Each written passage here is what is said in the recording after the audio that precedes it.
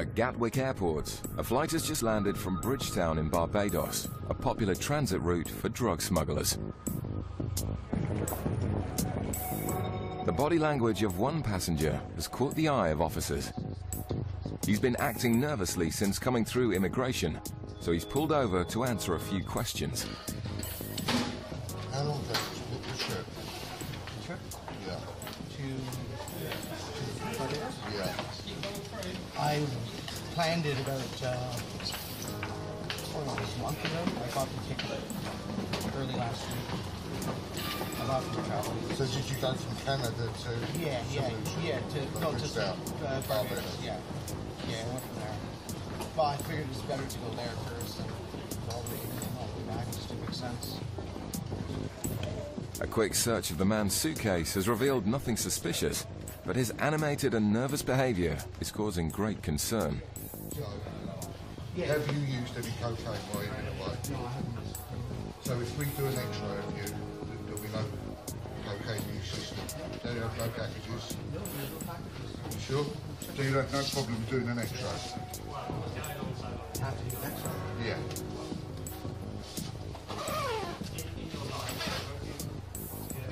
You got packages of cocaine inside you? I have no packages. Are you sure about this? Sure. Yeah? But the man's answers aren't convincing, and he started to sweat noticeably. A swab test of his suitcase is carried out for any traces of drugs. The machine gives an extremely high reading for the presence of cocaine.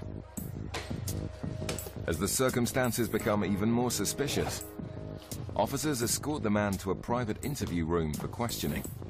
Here they hope he may confess to being a drug smuggler. You can't stop talking. You look as nervous as anything. Do you understand what I'm saying? Okay, go on. I think you may have drugs inside you, or on your person. Okay? He's basically done a couple of iron tracks and they've come up quite high. He suspects that it may be internal concealment. So he's just arrested him now, and then I dare say, providing we get acceptance from him, that we'll body scan him just to check that he's clear. Smugglers carrying packages internally often secrete traces of drugs through the sweat in their shoes. A swab test is conducted for any further hits of cocaine.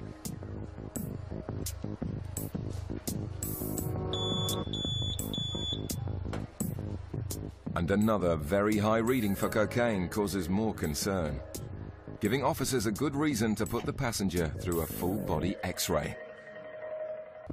A swab test has been conducted on the passenger's shoes, and due to the extremely high reading for cocaine, he's been led away for a full-body X-ray. This isn't helping his nervous behavior. Right. Is this a consent? Yeah, because you're taking our X-ray, Yeah. we need your consent to say that you'll do it for us. Well, I'm not going to give you my consent. I think this is a load of crap.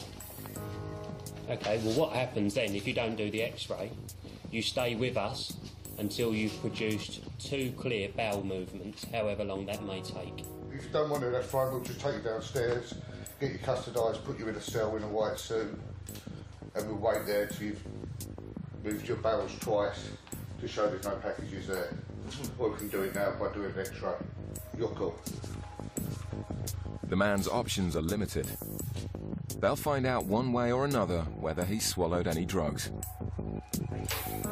Right, now what you need to do, this conveyor belt's going to move, yeah? You're going to stand on it. You need to stand on it as I'm standing on it, nice and straight, yeah? Arms by his side, nice and still. And breathe out slowly, yeah? Until your lungs are empty and hold. With the net closing in, officers try to get him to confess. How many packages you got? What? Cocaine inside you? No. Huh? Incredibly, he's still denying it. But the X-ray images confirm their suspicions that he's stuffed with packages. The man is led away to the airport's custody suite. Let us know immediately if you feel unwell. Hello. He kept pleading his innocence, but after a week and a half in custody, he eventually went to the toilet and produced 36 packages of cocaine with a street value of over £30,000. The nervous Canadian man who swallowed 36 packages of cocaine pleaded guilty to smuggling drugs and was sentenced to 3 years in prison. It's a busy morning at Bristol Airport. Passengers have arrived back from Malaga and are waiting in baggage reclaim for their luggage. Officers have been x-raying suitcases coming off the flight and have identified a number of bags carrying large quantities of tobacco. Officer Brandon spots the first bag being collected by a male passenger and moves into position to intercept him in the customs channels. Hello there, sir. Customs. So you come through travelling by yourself today? Yeah.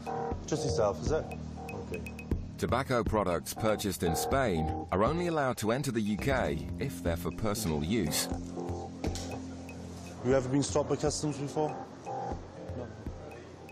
Have you purchased any excise goods whilst you've been away? Cigarettes, tobacco, anything like that? Okay. How much tobacco have you got?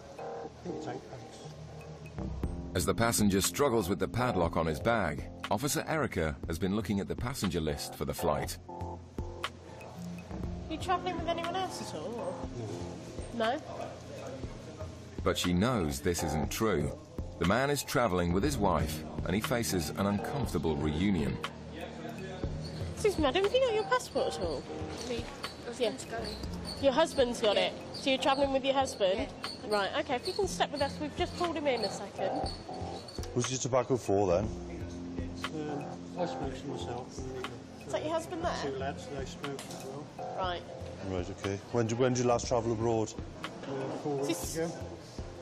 Who's this? My wife's there. Oh. How do you manage to travel alone then, and all of a sudden your wife's here?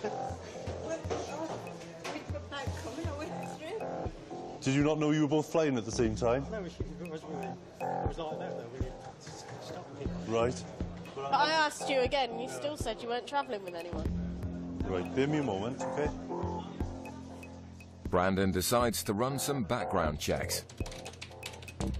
The man has been stopped by customs in the past, meaning he's lied more than once. He doesn't know the combination for his case. He said he's not been stopped by customs on a previous occasion, which obviously is a lie again. There's got to be reasons. There's casting a lot of doubt in my mind. We'll have a look what he's got in there, and we'll take things from there. Oh, you got it off, did you? The man must prove his tobacco products are for personal use. But given he's lied twice already, Brandon is less inclined to believe anything he has to say. What quantity of goods do you have there? If they fail to convince officers that the tobacco is only for themselves, they face having all of their goods seized. So no papers, no filters, no smoking tin? Nothing? What about yourself? Do you have anything like that? You just smoke cigarettes, OK? With the fingers, and there's no odour, no tobacco odour from them. I'm quite convinced that they're non-smokers. Do you want to come and take The officers decide to take the couple away for further questioning. No, you stay separate. I'll get you a seat now. They'll be interviewed separately to see if their stories are the same. If they're telling lies, then it's very rare that they'll have the same story, unless they're well rehearsed. But I doubt that is the case. During the interviews, it's revealed that the couple regularly buy tobacco abroad for themselves and their sons. How does that work? Do they tell you how much they want, or do you charge them for the quantity you give them when you get back? I pay the bill, you see, and you must split it 3 ways, whatever it was. But receiving money for goods is an offence, even if it's from family members. I bought it for Christmas presents mostly, for the children, grandchildren. So why did you lie about travelling with your wife? As I say, it was just news, I don't know why I said it.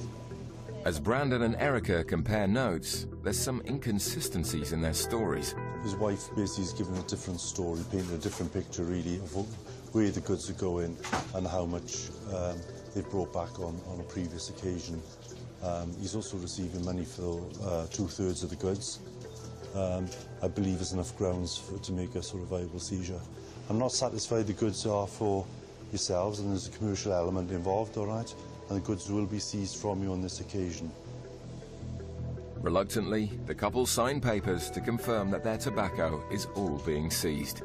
They'll have 30 days in which to appeal the seizure, but for now, they're leaving empty-handed.